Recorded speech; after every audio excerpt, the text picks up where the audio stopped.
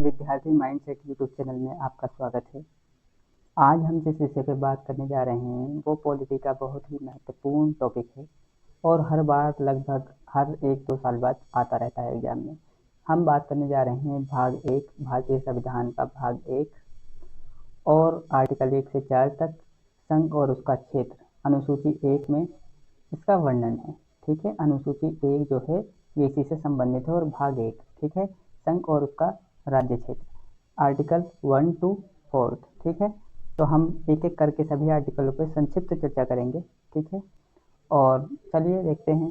ठीक है, पहला जो आर्टिकल हमारा अनुच्छेद 1 है भारतीय संविधान का वो बोलता है भारत अर्थात इंडिया राज्यों का संघ होगा। ठीक है, तो यहाँ पर यूनियन ऑफ स्टेट जो ये मीनिंग है इसको हम थोड़ा सा समझते हैं। देखिए, यूनियन ऑफ स्टेट का मीनिंग क्या होता है? यूनियन ऑफ स्टेट का मीनिंग होता है कि जो भारतीय संघ है वो राज्यों के बीच किसी समझौते या सहमति से नहीं बना है। जैसे अमेरिका है, अमेरिका में क्या था, ये अमेरिकी जब संघ बना 1787 में, तो इसमें क्या था कि छोटे छोटे राज्य थे। ठीक है, इन्होंने सोचा कि हम सैनिक रूप से मजबूत होने के लिए और आर्थिक रूप से मजबूत होने के लिए विश्व में एक यूनाइटेड स्टेट ऑफ अमेरिका बना लेते हैं। ठीक है, तो इन्होंने इन सभी राज्यों की कुछ ना कुछ सहमति थी उस संघ में, उस संविधान में, तो एक कॉमन संविधान बनाया और खुद का भी एक संविधान है इनके सारे स्टेट का। जैसे हमारे संघ में, हमारे जो देश में किसी राज्य का अपना संविधान नहीं है, लेकिन यहाँ पर जो है सबका अपना संविधान भी है। ठीक है, और क्या कहते हैं, यूएसए में इन छोटे छोटे राज्यों ने मिलकर यूएसए का निर्माण कर दिया। ठीक है, तो ये एक संघ है। ऑस्ट्रेलिया और स्विट्जरलैंड भी ऐसा ही लगभग है। ठीक है, तो ये चीज़ याद रखना कि यहाँ पर फेडरेशन हो गया, यहाँ पर क्या है, इसीलिए इसको फेडरेशन ऑफ स्टेट कहा जाता है। अमेरिकी संघ को फेडरेशन ऑफ स्टेट के नाम से जाना जाता है। लेकिन हमारा जो आर्टिकल 1 है, ठीक है, हमारे संविधान का आर्टिकल 1 जो है वो वर्णन करता है भारत का यूनियन ऑफ स्टेट।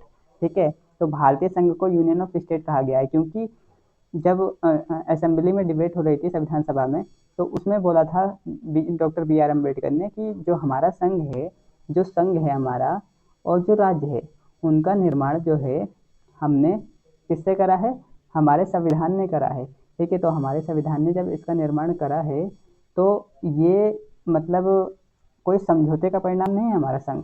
हमारे जैसे अमेरिका समझौते के कैसे हुआ है, राज्यों ने समझौता करा और उसके बाद एक संघ का निर्माण हुआ, लेकिन भारतीय संघ जो है उसको डायरेक्ट कॉन्स्टिट्यूशन ने बनाया है। भारतीय संघ और राज्यों को कॉन्स्टिट्यूशन ने बनाया है और इनकी शक्तियों को भी डिवाइड या डिस्ट्रीब्यूट जो है संविधान द्वारा ही किया गया है। हालांकि इसमें भी शक्तियों का डिवीजन है, लेकिन इसमें जो है वो एक अलग प्रकार से है। इसमें जो है संघ को ज़्यादा शक्तियाँ दी गई हैं। ठीक है, लेकिन यहाँ राज्य को ज़्यादा शक्तियाँ दी गई हैं। ठीक है, तो यहाँ पर आप ध्यान रखना कि स्टेट, यूनियन ऑफ स्टेट का मतलब ये है।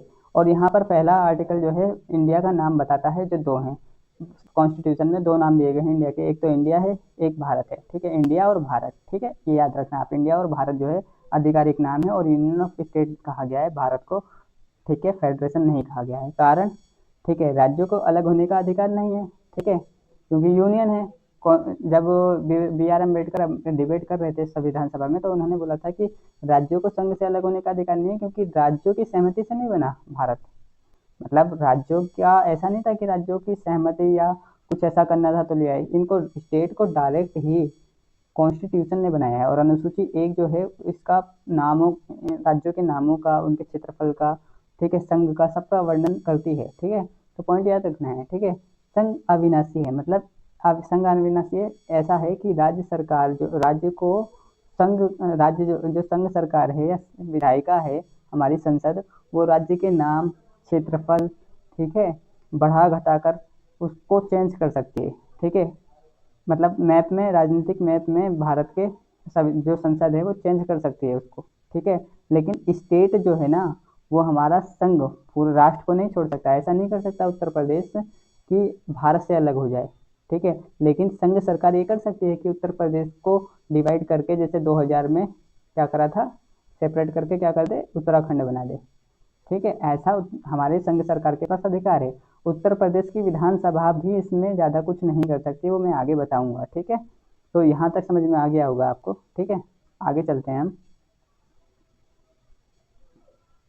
देखिए, एक चीज़ और थी जो मैं आपको समझा देता हूँ। ठीक है, संघवाद क्या होता है ये समझ लीजिए। संघवाद बहुत सिंपल मैं समझा रहा हूँ। संघवाद वो होता है जिसमें शक्तियों का राज्य सरकार, संघ सरकार और राज्य सरकार के बीच बंटवारा, डिस्ट्रीब्यूट कर दिया जाता है शक्तियों को, ठीक है, डिस्ट्रीब्यूट कर दिया जाता है, ठीक है, डिस्ट्रीब्यूट कर दिया जाता है शक्तियों का। हमारे संविधान में 7वीं अनुसूची है, 7वीं अनुसूची में आर्टिकल जो है इससे रिलेट करता है 246, ठीक है, 246 आर्टिकल में संघ सरकार और राज्य सरकार के बीच शक्तियों का डिवीजन कर दिया गया है। कैसे करा गया है मैं आपको बताता हूँ। देखिए, शक्तियों का डिस्ट्रीब्यूशन ऑफ पावर कैसे करा गया है, डिस्ट्रीब्यूशन ऑफ पावर कैसे किया गया है भारतीय संविधान में। 3 सूचियाँ बनाई गई हैं। पहली है संघ सूची, जिस पर संघ सरकार, केंद्र सरकार ही कानून बना सकती है, 98 विषय हैं इसमें। समवर्ती सूची, केंद्र सरकार तथा राज्य सरकार दोनों कानून बना सकते हैं, ठीक है। इसमें इस समय पे 52 विषय हैं, शुरुआत में 47 थे, ठीक है, शुरुआत में 47 विषय थे मूल रूप से, लेकिन अब 52 है। 52 विषय कैसे हो गए इसमें, राज्य सूची के 5 विषयों को, राज्य सूची के 5 विषयों को क्या करा गया, 1976 में 42वें संविधान संशोधन अधिनियम द्वारा समवर्ती सूची में ट्रांसफर कर दिया गया।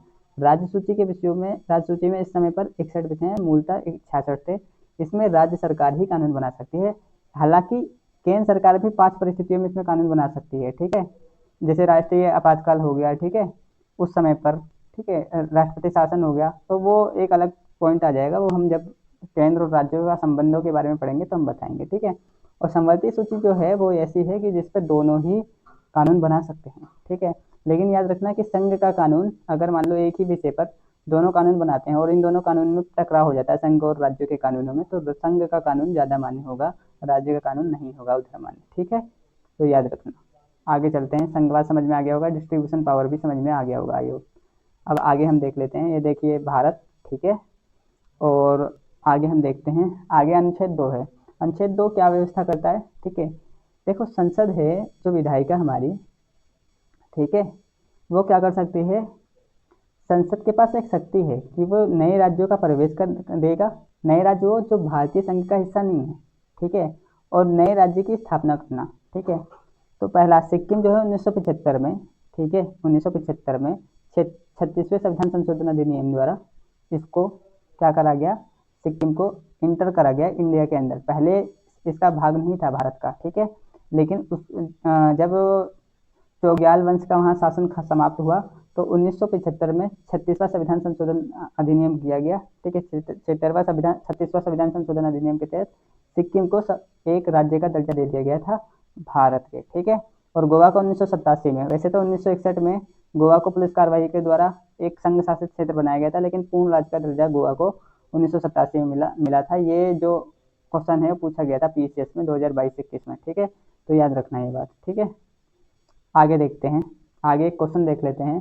निम्नलिखित कथनों पर विचार कीजिए, ठीक है। भारत को संविधान में फेडरेशन ऑफ स्टेट कहा गया है, ठीक है, ये रॉन्ग है, ठीक है।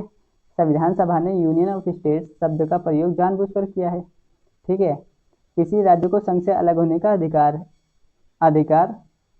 है, गलत है, क्योंकि हमारा यूनियन ऑफ स्टेट है, इसलिए संघ से राज्यों को अलग होने का अधिकार नहीं है, ठीक है। मैंने बताया था यूनियन स्टेट में संघ से राज्यों को अलग होने का अधिकार नहीं है, ठीक है। तो ओनली 2 इज राइट, ठीक है। तो आगे हम बढ़ते हैं, आगे देखते हैं।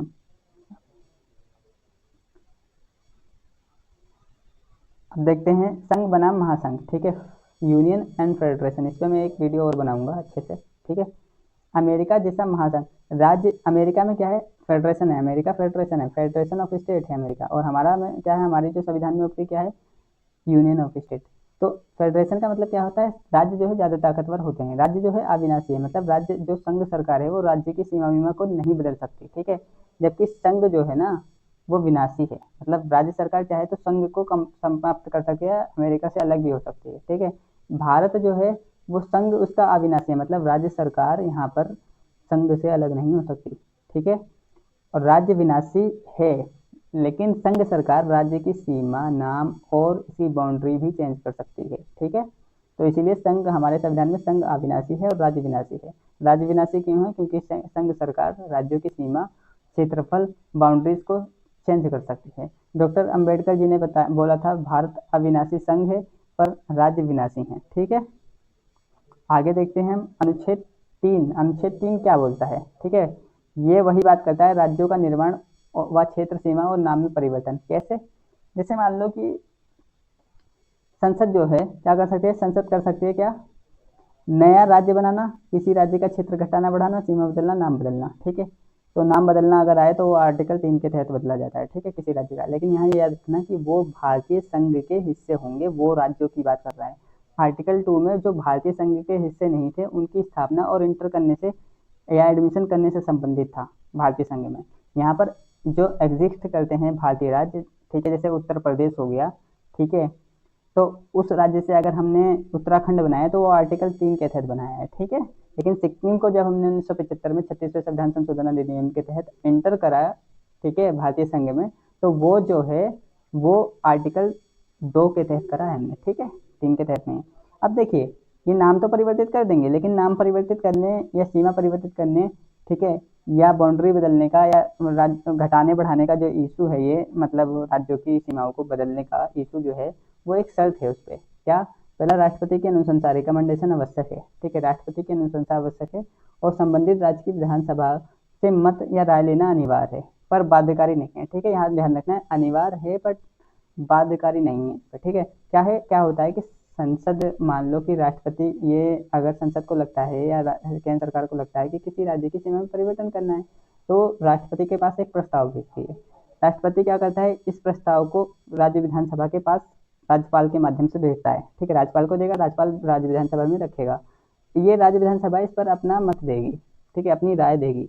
ठीक है, ये राय जाएगी वापस किसके पास, राष्ट्रपति के पास। राष्ट्रपति के पास गई, राष्ट्रपति इसको दोबारा से क्या करेगा, पहले ये राय जब राज्य विधानसभा से राष्ट्रपति के पास गई तो राष्ट्रपति इसको संघ सरकार के पास या संसद के पास वापस भेजेगा, और संसद अगर चाहे तो जो राज्य विधानसभा ने राय दी है उसको हटा कर भी या उसको इग्नोर करके भी इसकी सीमा को बदल सकती है। मतलब इसीलिए कहा था डॉक्टर बी.आर. अम्बेडकर ने कि ये राज्य जो है विनाशी है और संघ जो है अविनाशी है।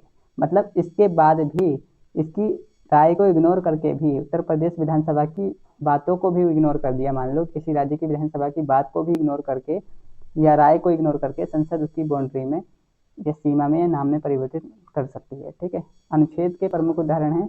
ठीक है, अनुच्छेद 3 के प्रमुख उदाहरण कौन से हैं? आंध्र प्रदेश का विभाजन, तेलंगाना 2014 में बना, जम्मू कश्मीर पुनर्गठन 2019 में, प्राचीन उदाहरण बॉम्बे से महाराष्ट्र गुजरात से अलग 1960 में। ठीक है, तो यहाँ तक हमने देख लिया है। आगे चलते हैं, हम एक क्वेश्चन ले लेते हैं। ठीक है, अनुच्छेद 3 से संबंधित कौन से कथन सही हैं? ठीक है, संसद नया राज्य बना सकती है, नया राज्य बना सकती है, राष्ट्रपति की अनुशंसा आवश्यक है। ठीक है, राष्ट्रपति की अनुशंसा आवश्यक है, संबंधित राज्य विधानसभा की सहमति अनिवार्य है, राज्य का नाम बदला जा सकता है। ठीक है, राज्य का नाम बदला जा सकता है। तो यहाँ पर देख लेते हैं, एक दो चार सही है। ठीक है, 1 2 4 सही हैं। ठीक है, तो यहाँ पर राज्य विधानसभा की सहमति अनिवार्य नहीं है। ठीक है, बाध्यकारी नहीं है, अनिवार्य नहीं है। ठीक है, समझ लेना बात को। ठीक है, मतलब यहाँ पे विधानसभा से केवल राय ली जाती है, सहमति अनिवार्य नहीं है। ठीक है, सहमति अनिवार्य नहीं है। ठीक है, राय लेना अनिवार्य है लेकिन सहमति अनिवार्य नहीं है, अंतर है दोनों में। ठीक है, अब आगे चलते हैं हम। अनुच्छेद 4 जो होता है वो क्या बोलता है? अनुच्छेद 4 क्या बोलता है कि देखो, अगर हम कोई भी चेंज कर रहे हैं भारतीय राज्यों से संबंधित संविधान में, ठीक है, जैसे मान लो हम किसी राज्य की सीमा को परिवर्तित कर रहे हैं, तो क्या करेगा, आर्टिकल 1 में संशोधन करेगा। आर्टिकल 1 के तहत आर्टिकल 1 में अनुसूची 1 में संशोधन करेगा, अनुसूची 1 में संशोधन करेगा, अनुसूची 4 में। अनुसूची 1 जो है राज्यों की सीमा और नाम का वर्णन करती है, अनुसूची 4 क्या है, जो राज्यसभा में जो सीटें हैं उनका बंटवारा है पूरे राज्य में। ठीक है, अनुसूची 4 में भी संशोधन करेगा, और भी कई प्रावधान चेंज होंगे। लेकिन इसको चेंज करने के लिए हमें कॉन्स्टिट्यूशन में सबसे पहले संशोधन करना रहेगा। कॉन्स्टिट्यूशन को संशोधित करने के 3 तरीके हैं। ठीक है, एक तो 368 में 2 तरीके बताए गए हैं। ठीक है, एक डायरेक्ट सामान्य बहुमत से होता है। ठीक है, साधारण बहुमत जिसको बोला जाता है। ठीक है, वो डायरेक्ट संसद के दोनों सदनों द्वारा हो सकता है। ठीक है, तो ये संशोधन वाले पार्ट में हम अच्छे से पढ़ेंगे, लेकिन अभी मैंने जस्ट आपको थोड़ा सा हिंट दे दिया। ठीक है, तो यहाँ पे क्या है, अनुच्छेद 4 जो है एक खुद व्यवस्था करता है कि अनुच्छेद 2 और 3 के अंतर्गत बनाए गए कानून, कोई भी कानून, जैसे हमने मान लो किसी राज्य को इंटर करा या एडमिशन दिया किसमें, अपने यूनियन में। ठीक है, एंटर करा, और हमने किसी राज्य का नाम परिवर्तित करा, जो एंटर करेंगे वो आर्टिकल 2 के तहत होगा। ठीक है, और अगर हम किसी राज्य का नाम परिवर्तित करेंगे, सीमा परिवर्तित करेंगे, ठीक है, तो ये अनुच्छेद किसके तहत होगा? 3 के तहत होगा। ठीक है, तो ये जो है ना, ये बोलता है कि संविधान के अनुच्छेद संशोधन जो है ये अनुच्छेद 368 का नहीं माना जाएगा, मतलब अनुच्छेद 368 की जरूरत नहीं है। अनुच्छेद 368 में विशेष बहुमत की व्यवस्था करता है। ठीक है, ये जो परिवर्तन होंगे वो साधारण बहुमत सिर्फ संसद के द्वारा हो सकते हैं, साधारण बहुमत से। साधारण बहुमत 543 हैं सदस्य, तो 543 में से 272 का ही समर्थन चाहिए रहेगा। ठीक है, तो पॉइंट याद रखना। और यहाँ अनुच्छेद 368 होता तो अनुच्छेद 368 होता तो 1/3 सदस्यों का बहुमत होना चाहिए, 1/3 सदस्यों का, 2/3 सदस्यों का, ठीक है, विशेष बहुमत है ना, 2/3 सदस्यों का बहुमत होना चाहिए, और जितने सदस्य उपस्थित हैं उनका बहुमत होना चाहिए। ठीक है, एक तो जितने सदस्य मान लो उपस्थित हैं उनका बहुमत होना चाहिए, मान लो 300 सदस्य हैं तो उनका बहुमत होना चाहिए। ठीक है, ठीक, और जैसे 300 सदस्य हैं तो इसका 2/3 होना चाहिए, और टोटल बहुमत भी होना चाहिए। ठीक है, तो ये होता है विशेष बहुमत। ठीक है, जो 368 के तहत है। तो इसको फॉलो नहीं करना है अगर किसी राज्य की सीमा, नाम और इन सब में परिवर्तित करना है, मतलब आर्टिकल 2 और 3 का संशोधन इन चीज़ों की डिमांड नहीं करता। ठीक है, मतलब क्या है यहाँ पर, संसद साधारण विधेयक से नया जो है राज्य बना सकती है और उसका गठन कर सकती है। जैसे आंध्र प्रदेश पुनर्गठन अधिनियम 2014 के तहत तेलंगाना को बना दिया गया था। ठीक है, अब यहाँ देख लेते हैं, ये संविधान की नींव है, संघ की नींव है। ठीक है, 1 से 4 जो संघ की नींव है, बिल्कुल, क्योंकि इसमें ही व्यवस्था की गई है कि भाई जो राज्य का नाम परिवर्तित कर सकती है, राज्य की सीमा में परिवर्तित कर सकती है, जो संघ को डायरेक्ट अधिकार देता है कि भारत की रीमैपिंग कर सके। ठीक है, भारत संघ क्यों है, महासंघ क्यों नहीं है, ये आप बताओ मुझे कि भारत संघ क्यों है, महासंघ क्यों नहीं है। ठीक है, रीजन बिल्कुल सिंपल है कि राज्य, देखो, महासंघ में क्या होता है, महासंघ में ये बात होती है कि महासंघ की ये रिक्वायरमेंट होती है कि, या महासंघ बनता कैसे है, महासंघ ऐसे बनता है कि राज्य जो है वो एक समझौता करते हैं एक देश बनाने के लिए, जिससे वो स्ट्रांग हो जाए इकोनॉमिकली और मिलिट्री। ठीक है, मिलिट्री से भी और इकोनॉमिक रूप से भी। ठीक है, तो ये महासंघ होता है कि इनमें समझौता होता है। ये कुछ राज्य बोलेंगे कि हमें ये प्रोविजन हमारे कॉन्स्टिट्यूशन में डाल दो, ये कुछ, और इनको अधिकार भी होता है अपना कॉन्स्टिट्यूशन बनाने का। ठीक है, लेकिन जो संघ है हमारा देश क्यों है, क्योंकि यहाँ पर जो हमारे देश के राज्यों को किसने बनाया है, कॉन्स्टिट्यूशन ने संघ और राज्य को बनाया है। ठीक है, यहाँ पर कोई समझौता नहीं हुआ कि मतलब अवध बोला कि हाँ ये प्रोविजन डाल दो, राजस्थान बोला ये प्रोविजन डाल दो, और सबने मिलकर एक राज्य बना लिया और सबका अलग अलग कॉन्स्टिट्यूशन है, नहीं ना। इसलिए हमारा देश जो है यूनियन ऑफ स्टेट है। ठीक है, फेडरेशन ऑफ स्टेट्स नहीं है। ठीक है, तो यहाँ पर आप ध्यान रखना ये बात। आगे चलते हैं, अब देख लेते हैं एक बार कि कौन से राज्य का, ये जो है क्रोनोलॉजी पूछ लेता है खास करके पीसीएस में और एसएससी के एग्जाम में। आंध्र प्रदेश 1953 में बना था, असम 1950 में, बिहार 1950 में, उड़ीसा 1950 में, उत्तर प्रदेश 1950 में, पश्चिम बंगाल 1950 में, पंजाब 1950 में, तमिलनाडु मद्रास 1950 में, केरल 1956 में, कर्नाटक 1956 में, ठीक है, मध्य प्रदेश 1956 में, महाराष्ट्र 1960 में, गुजरात 1960 में, नागालैंड जो है ये याद रखना 1963 में, हरियाणा 1966 में, हिमाचल प्रदेश 1971 में, मणिपुर 1972 में, त्रिपुरा 1972 में, मेघालय 1972 में, सिक्किम 1975 में। ठीक है, आगे चलते हैं हम। जो कुछ नए राज्य हैं, गोवा 1987 में, ये यूपी पीसीएस में आया था। अरुणाचल प्रदेश 1987 में, मिजोरम 1987 में, छत्तीसगढ़ 2000 में, उत्तराखंड 2000 में, और झारखंड 2000 में। सबसे नया राज्य जो बना है वो है तेलंगाना 2014 में। ठीक है, कुल राज्य जो हैं वो कितने हैं, कुल राज्य कितने हैं, 28। केंद्र शासित प्रदेश 8 हैं, दिल्ली, पुडुचेरी, चंडीगढ़, लक्षद्वीप, अंडमान निकोबार, दादर नगर हवेली और दमन और दीव, लद्दाख और जम्मू कश्मीर। ठीक है, तो यहाँ तक आपने समझ लिया। चलिए एक क्वेश्चन और ले लेते हैं। ठीक है, राज्य और गठन वर्ष बताना है। नागालैंड 1963, मिजोरम 1987, गोवा 1987, तेलंगाना 2014। चारों ठीक है, ठीक है, सभी ठीक है। आगे देख लेते हैं हम। ठीक, आगे एक क्वेश्चन और लेते हैं हम। ठीक है, निम्नलिखित कथनों पर विचार कीजिए। अनुच्छेद 4 के अनुसार अनुच्छेद 2 और 3 के तहत बनाए गए कानून संविधान संशोधन माने जाते हैं। ठीक है, किसी राज्य की सीमा बदलने हेतु साधारण विधेयक पर्याप्त है, बिल्कुल।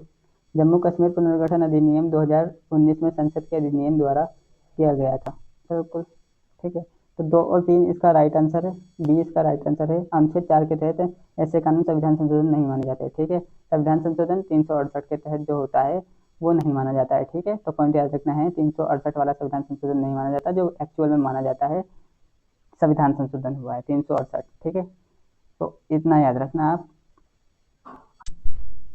चलिए देखते हैं ये भी क्वेश्चन। राज्य कौन से राज्य 1956 के राज्य पुनर्गठन अधिनियम से बने? ठीक है, केरल, केरल है ये। ठीक है, केरल, कर्नाटक, अब मैसूर, मध्य प्रदेश, गुजरात। ठीक है, यहाँ पर आप याद रखिएगा, 1 है, 2 है, 3 है। ठीक है, तो गुजरात नहीं है, गुजरात को आपको पता है कि ये तो 1960 में बना था ना, 1960 में बना था। बम्बई नाम का राज्य था। ठीक है, उसको डिवाइड करके गुजरात और महाराष्ट्र में, ठीक है, उसका डिवीजन महाराष्ट्र और गुजरात में हो गया था। ये बात याद रखना आप। ठीक है, गुजरात और महाराष्ट्र 1960 में बॉम्बे राज्य के विभाजन से बने थे। ठीक है, तो मैं आशा करता हूँ कि आपको ये समझ आया होगा लेक्चर, और thank you for watching this video. Thank you so much.